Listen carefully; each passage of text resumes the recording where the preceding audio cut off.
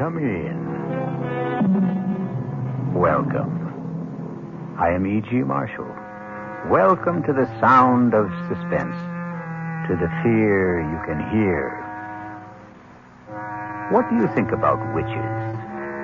Not the bony hags and atrocious crones of Shakespeare and legend, or the poor unfortunates of Salem, but witches who are young, witches who are beautiful, witches who even fall in love. Excuse me. Who let you in here? Well, I hope I'm not disturbing you. I'm only trying to make a deadline. Well, if you're in the news business, I've got something for you. It better be good. I'm going to have to kill my wife. That won't be news till you do it. I know. I want you to know why. Okay. Why? Because she's a witch.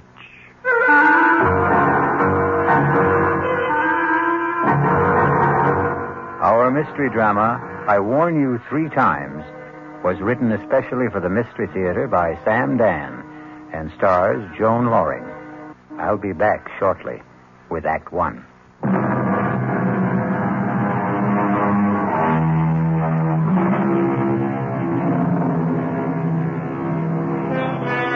It's one of those miserable, stormy nights in the dead of winter. A thick, clinging, wet snow seems determined to smother the entire earth and everyone on it. You'd think that most people would choose the cheerful indoors, a warming fire, a relaxing drink, a comfortable bed. That's the problem with most people. You can't figure them. For instance, consider that line of cars crawling down Main Street, bumper to bumper, skidding, sliding. Where is everybody headed on a night like this? Have we become a race of lemmings? Do we follow some mysterious, unconscious drive? An interesting speculation, but we won't pursue it. We'd better consider the traffic, which has come to a complete standstill. A car seems to be stuck at the intersection. Let's go, sister. That light's green. Oh, officer. Well, what are you waiting for, lady? My husband. Your husband? The light was red, and he said he wanted to step out and clean off the rear window. Hey, mister. You finished back there? He just stepped out. It was a moment ago. Tom?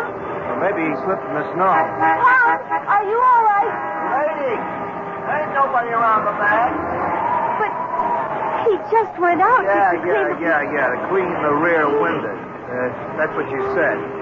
But what could have happened? Just sit there a minute, lady. Hey,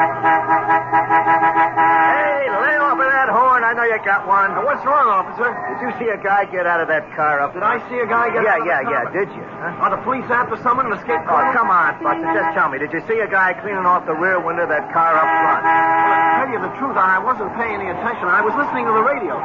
Now, there could have been somebody, but then again, I couldn't say there was.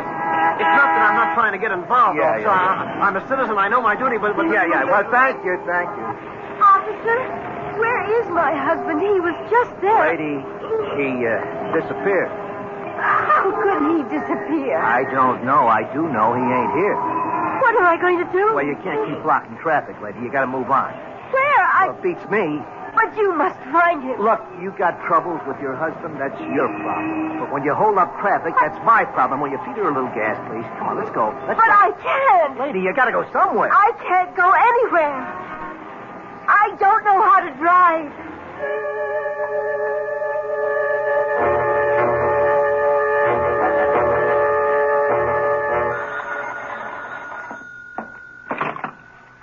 Desk, Lieutenant Carroll. Yeah. Nobody wants this guy, you say?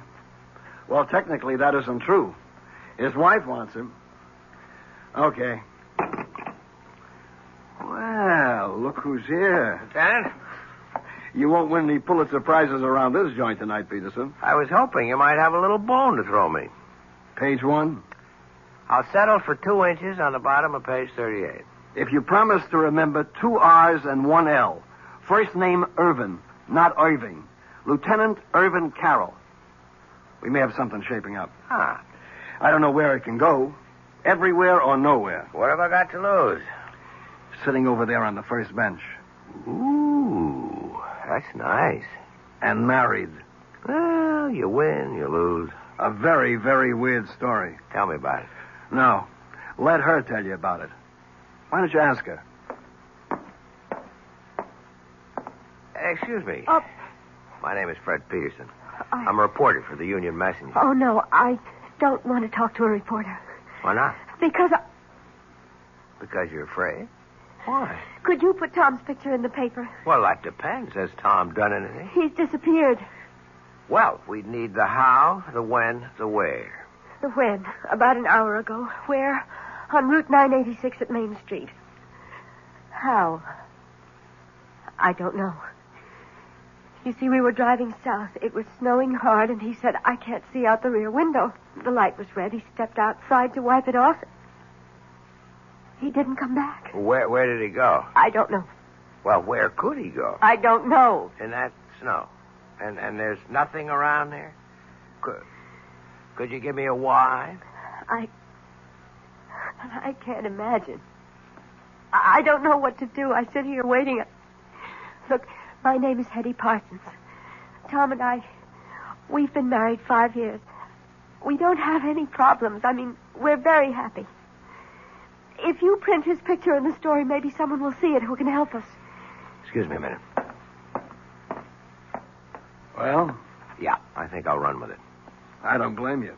I was always partial to girls with honey-colored hair and baby blue eyes. Ah, so you noticed, too. Have you run a check on her husband, Tom Parsons? Well, he's not one of the known bad boys. No record at all. And what did she say he did? He's an accountant. He has his own business in the Barstow building. You looked him up in the phone book? Checks out. They were headed south, huh? That's what she says. If it was a trip, there should have been bags. There were. His and hers? His and hers. How does it look?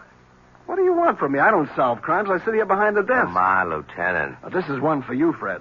How could a guy disappear just like that? And in that storm. There's no place to go. He could have had a car following in back of them. A friend was driving it, maybe? Well, he had to go somewhere. But why? Right now, we're treating it as missing persons. It's all we can do. He's not wanted for anything. He's a legitimate citizen, as far as we know. He hasn't even done anything to her. At worst, he left her in a car. He hasn't even deserted her. Yet. Who was driving? He was. She can't. Well, that's abandoning her, isn't it? No. At best, we'd have him for abandoning the car. Yeah, excuse me a minute. Listen, Mrs. Parsons.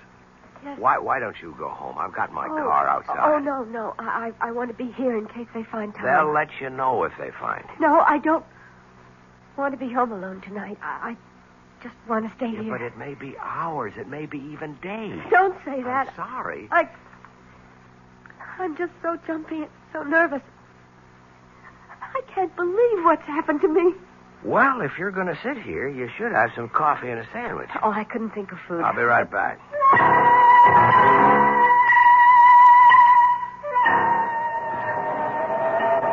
Hey there, Officer Dennis. Well, look who's here, the friendly reporter. Yeah, listen, that girl. Yeah, I was going to ask what girl, but I won't. Yeah, I want to start at the beginning. Oh, well, you know, Lieutenant Carroll's got 2 R's, but Patrolman Dennett's got 2 N's. Yeah. What did happen? Well, like she said, he went out to clean the rear window, and he was gone. Anybody see him? I checked the car and back, but who looks, who notices?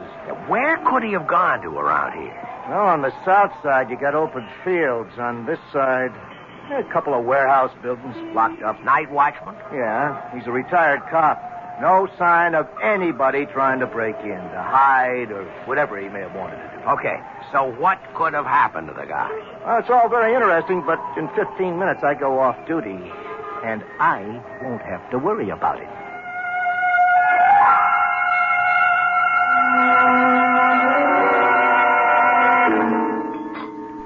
Oh, thanks. I didn't think I could touch a thing, but I must have been starving.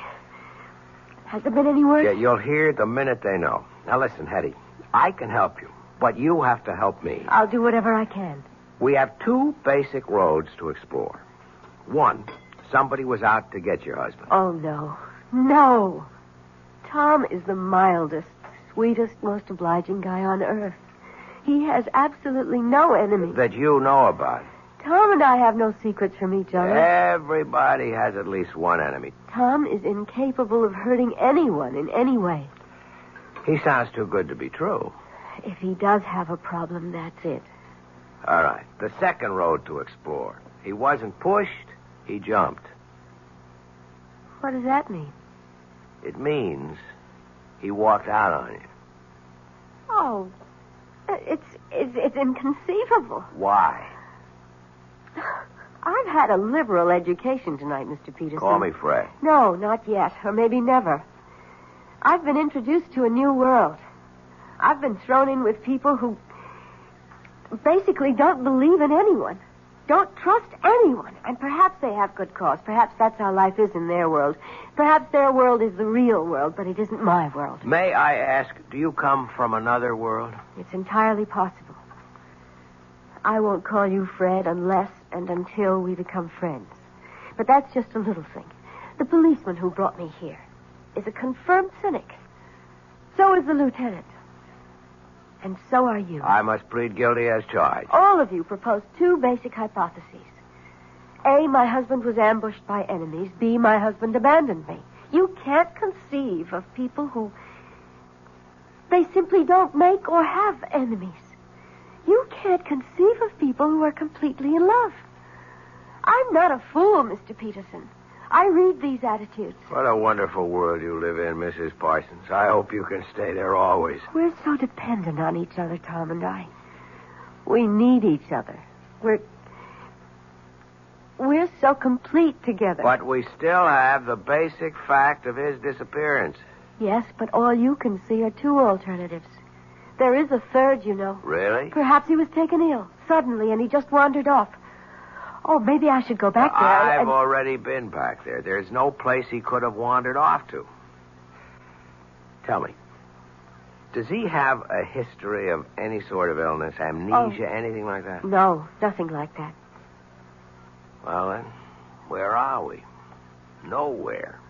Perhaps you are nowhere, Mr. Peterson. Okay, tell me where you are. I have faith.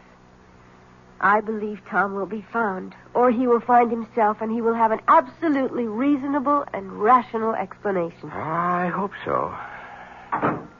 Hetty! Oh, Hetty! Tom! Oh, Tom, darling. Tom, what happened to you? I was so scared.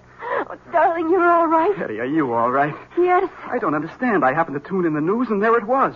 Tom Parsons, accountant, with offices in the Barstow building, had disappeared under mysterious circumstances. Tom, I was so worried. Mr. Parsons was driving with his wife. He stepped out of the car to clean off the rear window, and... Hetty, what did you tell them? I wasn't in the car with you. I was at home. Well, here we have the story of two people who love each other deeply, who trust each other completely. It sounds like the Garden of Eden. But we all know what happened back there in the traffic and the snow. We shall return shortly with Act 2.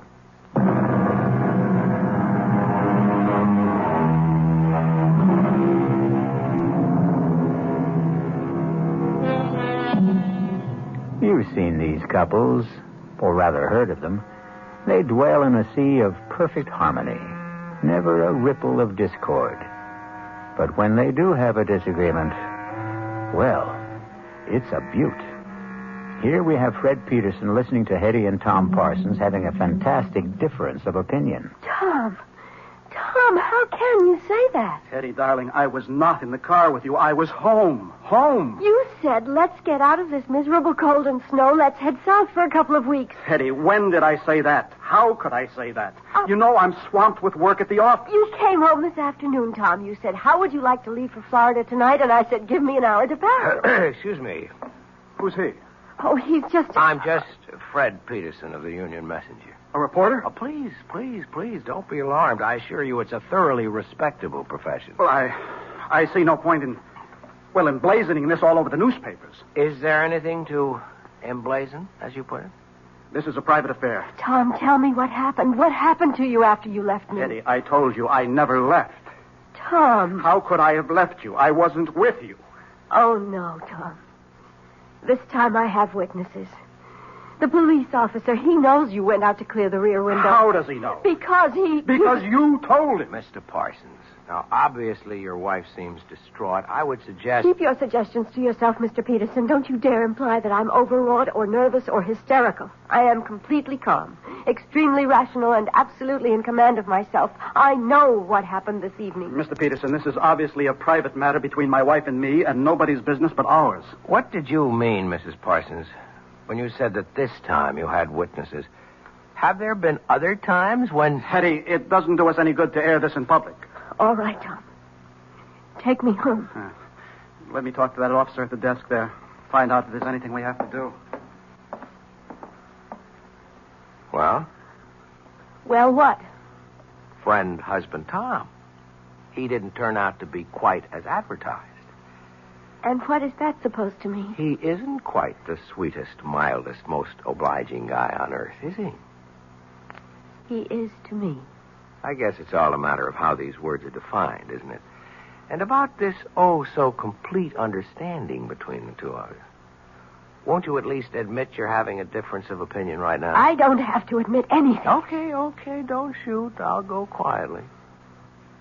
Are you sure you really want me to go? Please. Regardless of what you say to me. You are in trouble. No, don't deny it. Well, what if I am? I'd like to help you. Why? Because... Would you want to help me if I were middle-aged and fat and sloppy and ugly? It isn't 10 minutes ago. You accused me of living in a world where no one trusted the next fellow or believed in him. You accused me of being a confirmed cynic. Is it possible you don't remember what you say from 1 minute to the next? I'm sorry.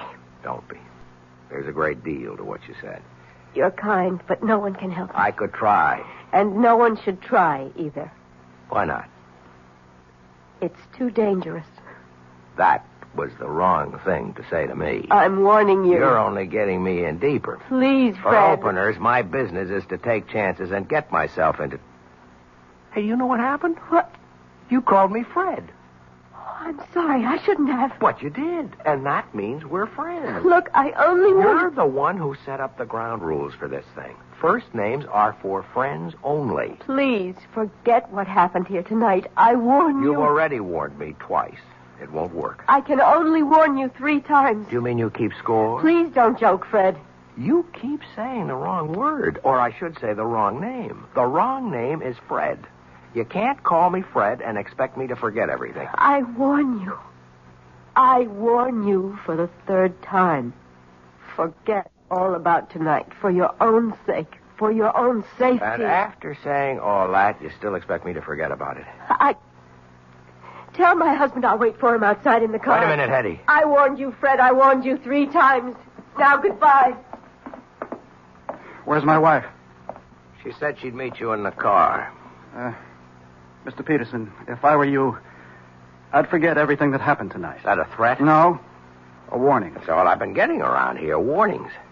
Well, for your own good, take them seriously. And if I don't? You'll regret it for the rest of your life, which may not be a long one. You still insist that you're not threatening me? I'm only trying to help you. Really? And why should you do that? Why?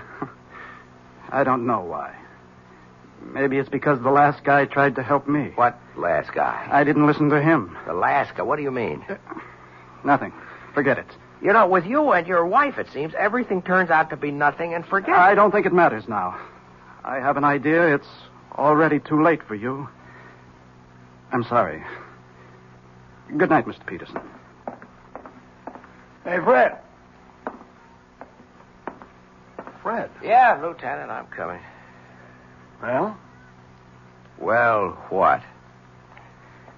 There's nothing there for us boys in blue. What's in it for the 4th Estate? Looks like he's trying to drive her nuts. It could also be the other way around. I don't think so. Because of that honey-colored blonde hair?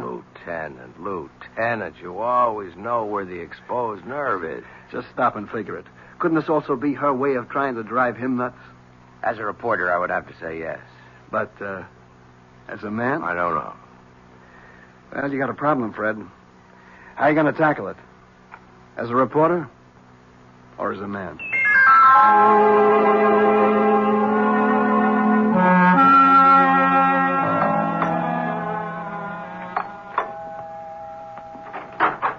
morning. Oh, Bret, what are you doing here? Won't you ask me to come in? Well, You could also offer me a cup of coffee. It's been a long drive on a cold morning. Oh, well, I suppose you might as well come inside. How gracious. I'm sorry. I'm still upset, and you should know why. Come into the kitchen. I was just pouring myself a cup. Thanks. Charming place you have here. Thank you. I suppose Tom is generous enough when it comes to money and things. The implication being that he is not generous when it comes to what? Fred, if you insist on talking about Tom, I'll have to ask you to leave. Okay, let's talk about you. No. We can't talk about me either. What can we talk about? The weather, politics, sports. You'd be surprised. I'm a very well-informed person. We could talk about art or literature. I didn't come here to talk about those things. I know why you came here. Do you? Fred, I'm a married woman. But you're not a happily married woman. I'm happy enough. Okay. Let me tell you why I'm here. As a reporter, that is. It doesn't happen very often that you get a chance to be in on a story before it's a story. You follow me? No. Last night, all I could have gotten out of it might have been a squib on the back page, or maybe nothing. But something's happening here. Something's building. I don't know what it is. But one of you is lying. One of you is trying to destroy the other. And you think you can stop it? Oh, no, that's not my job. But there's going to be an explosion. And I want to be there when it blows. Because then I'll have a story. And that's all this is. That's all I am to you. A story. I was talking as a reporter. But as a man... Yes?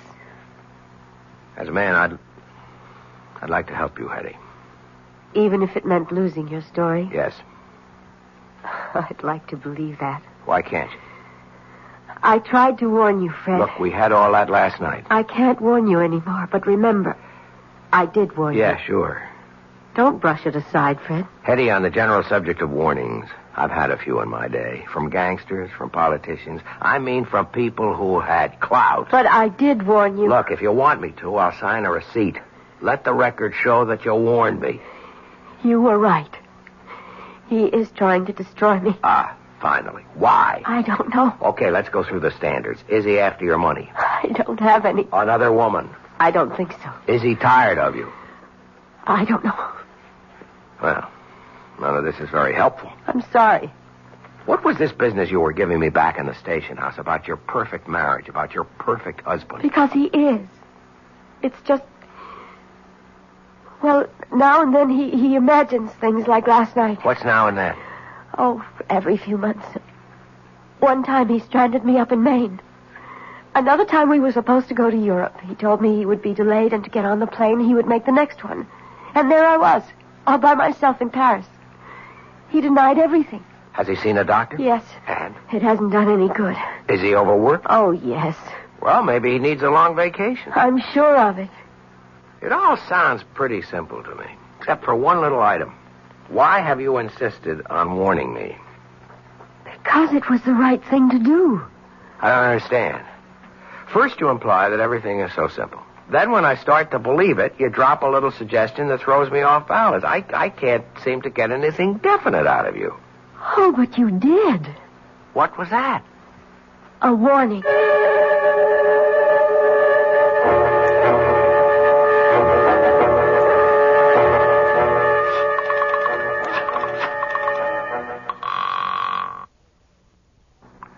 Lieutenant Carroll? Hey, Lieutenant. Yeah, how goes the Parson case? How did you know I was going to ask you about the That part? honey blonde hair. Does it really show that much? Hell, you are hooked. You know something? That's true. And she may even be playing me like a fish. So what can I do for you? Well, no crime has been committed yet, but you can bet there's one on the way. Well, till then, we're handcuffed around here. Sure, but you got all the facts. What fact? I mean, you can get at them in a routine way. Work up both of them, some past histories. That's spending the taxpayers' money. You spend the taxpayers' money every day. Something's ready to blow up there. Just be ready for it. That's all I'm asking. Actually, Fred, if you want the truth, we've already started. And? Give keep in touch. Yeah? They said you're in this office. Well, look who's here. Tom the Piper's son. Come on in, son. Mr. Peterson, I've decided to tell you everything. Because I know you're in love with my wife. Oh, wait a minute. Now, there are all kinds of meaningless expressions. Wait a minute, see here, hold on, or a few. Let's dispense with them. You can't accuse me. I don't accuse you. I state a fact. Well, let's be fair. I only met your wife last night. I admit she's attractive. I don't even know her. That's what I told him. That's what you told who? The last guy. The last guy she was married to. I wish I knew how to start this. Well, start at the beginning. Okay. I'm an accountant. You're a reporter. Both of us are men of the world. I mean this world. You live on facts. I live on figures. So how can I tell you? How can I expect you to believe me when I say that Hetty isn't a human being at all? She isn't? No. She's a witch.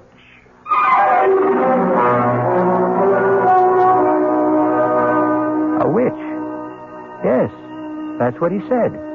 A witch. But how can it be? Wasn't all that witch business over and done with more than 200 years ago? Well, that's what we intend to find out shortly when I return with Act 3.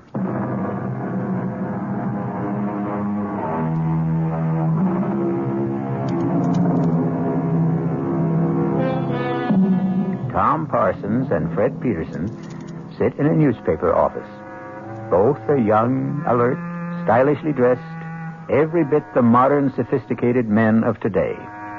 And yet, the subject, the very serious subject under discussion is witchcraft, of all things. Well, it isn't every day a man accuses his wife of being a witch. It isn't every day a man finds out he's married to one. I can only say it's incredible. I know. That's what I said when he told me. When who told you? The last guy. Tell me about the last guy. I met Hetty on a cruise ship about 5 years ago. She said her husband had just somehow disappeared. She was distraught. You know, she does the distraught bit to perfection. I know nothing of the kind. What happened? Had he fallen overboard? Well, that's what she made everybody think. Till we got a radiogram from shore. He claimed he knew nothing about the trip. Well, either he had boarded the boat or he hadn't. Okay, let's get all of that cleared away. There was a ticket in his name. There were some people who claimed they had seen him. The trouble is, there was a pretty drunk bon voyage party. Most everyone was in no shape to remember anything. Oh, yes, the steward did claim to have seen him aboard, but... But? I'm convinced the steward was bribed. So I bought her story. I fell in love with her. Just as you did. And I helped her kill him. Just as you're going to help her kill me. You know what I think? I know what you think. You think I'm a nut. You could look it up. 5 years ago, Stacy's Mountainville Lodge in the Adirondacks. She called me. She was desperate. Come up here. He's going to kill me. I flew up. I found them. They were near a cliff. She was screaming for help. I started fighting him off. I guess he slipped. He fell over the side. He was killed. Look it up. Coroner's office. You'll see. An accident. Let's assume I buy all this. How does it make her a witch? Oh. She told me. She'll tell you afterwards. She's a witch. She falls in love with men, gets tired of them, and destroys them. I think you must I know. I'm here to warn you. But I'm going to kill her first. Let me get you a cup of coffee. You're a fool. I'm here to save your life. Sure. Okay. Look her up. I mean that. See if you can find a trace of her. See if you can find out where or when she was born, who her parents were. She has absolutely no background, I tell you. Don't get Good excited. Lord, this is all so familiar. All of this is what he said to me and what I said to him back there before I killed him. Now, nobody's going to kill anybody. I don't know you. But you look like a nice guy. Take my advice. Save yourself. Save yourself.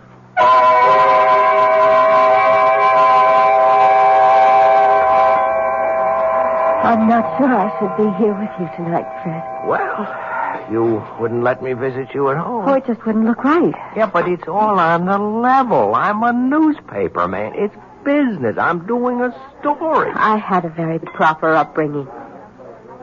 Where were you raised, Hetty? I'd rather not talk about it. Why? Well, I told you it was proper, but it wasn't happy.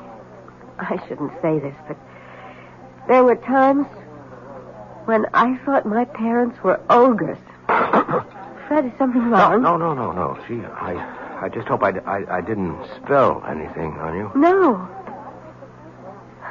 I didn't have a happy childhood. I don't like to discuss it. Here's something we should discuss. I spoke with Tom this morning.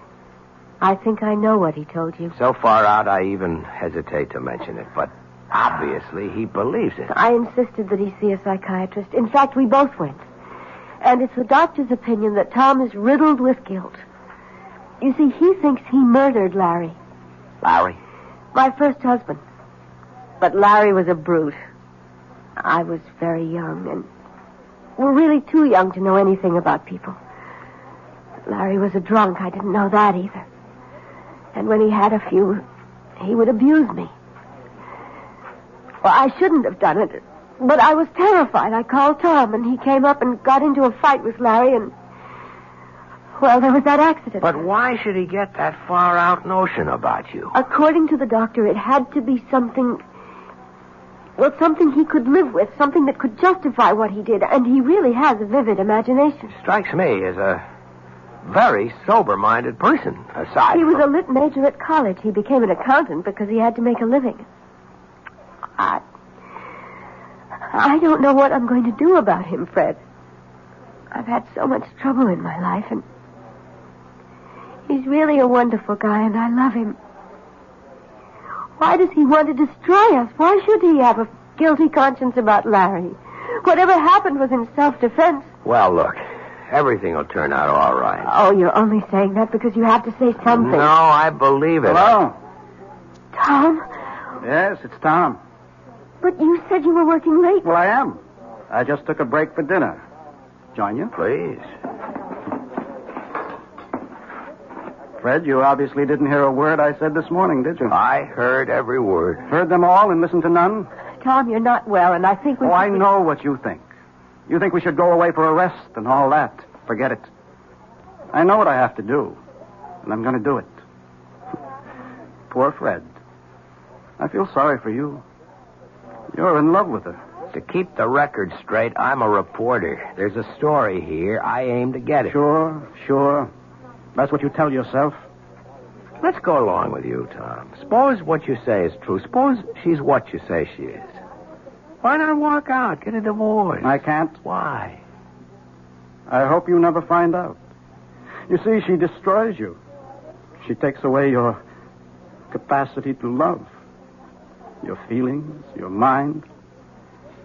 It's as if you're only just nourishment for her. And when everything you have to give is gone, she discards you for someone else. Tom, for your own sake, I think you should be under a doctor's care in a hospital. I suppose I should. But I want to save you. It'll make up for Larry. I must apologize, Fred, for exposing you to all this. I shouldn't have come here. But you wanted to expose him to all this. That's why you came here. You knew I always eat here when I work late. Tom, I'll do anything you want. Just tell me. Disappear. As a supernatural person, you can arrange that without any problem. Please, Fred, go now. Leave us alone. But I don't want to... He's my problem. I have to live with it. And if you stay, well, an audience always excites him.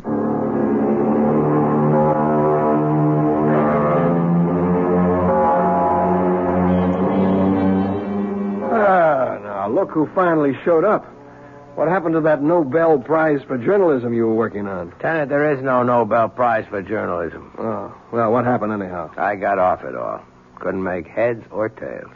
Well, we're still on it. As a matter of fact, information keeps pouring in all the time. On her? On him. Funny duck. He was always interested in spirits, that kind of thing. He wrote his master's thesis on something called demonology. Well, there's nothing there for me. As a man or a reporter? Both. You know, I've been married 10 years, and I've never been tempted. But if I could be, she could do it. Oh, that dame is something. I'm surprised at you, Lieutenant. But there's hope for you. If what you say about the husband is true, he winds up in the loony bin, and after a respectable interval, she could be yours. That's what's in your mind, right? You are the most cynical person I know. Come off it. We're two of a kind. I'd even wait for her myself. Lieutenant Carroll. Is Fred Peterson there, please? Hold on, I'll see.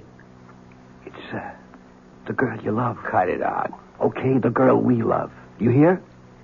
Yeah, I guess I'm here. Take it. Hello? Fred, I'm scared.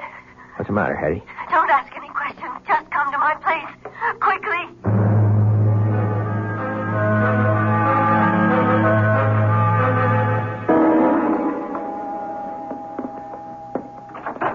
Come in, Fred. Oh, darling, I'm so glad you're here. Hetty, why are you shaking like that? I'm frightened. I'm so frightened. Please, Hetty, calm down. I'm here. Everything is going to be all right. I know it. I know. It's wrong for me to talk to you like this, to feel like this. But I can't help it. No, we'll work it out. Somehow we'll work it out. Now. Why are you scared? He asked me to take his suit to the cleaners this morning, and I found this in his pocket. It's a receipt. Read it. From Carrington's, 1 double-action Danforth Wilson revolver, caliber .32. He bought a gun. Don't you see? He bought a gun. All right. Why would he buy a gun if he didn't want to kill me? Well, I think we have enough to interest the police now. Are you sure about that? Tom? Well, answer the question, Fred. What do you expect from the police? I have a permit for this gun. I have every right to own it. Look, Tom, I get very nervous when people point guns at me.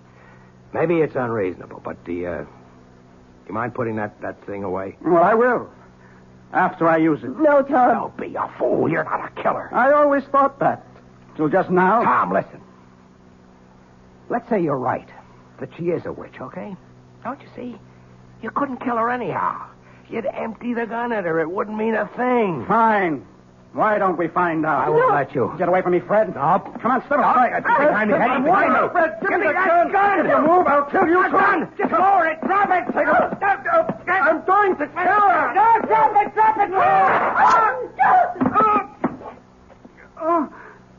Tom! You did it. Again, Eddie. It did it. Again. Call a doctor, Hetty. What for? You poor sucker. You think she's not worth it. You think she's paradise? She is. She is. But it doesn't last. It doesn't last. And then she'll kill you. She'll kill you, too. Tom. He's dead. Tom. You saw there was nothing I could do. I know. Better call the police.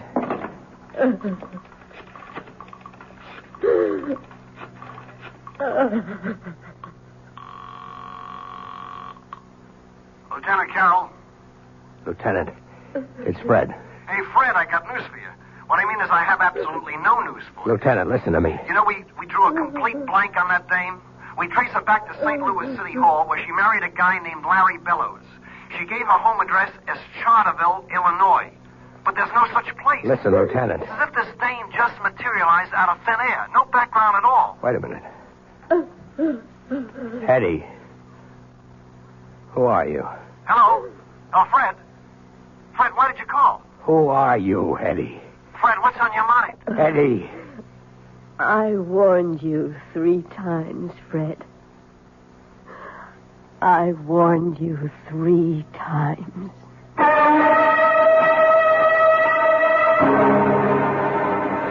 And how many warnings would you have needed? Or heeded? That's the trouble. When they have honey blonde hair, it's so hard to take them seriously. A mistake. You should always take every woman seriously. We'll be back shortly.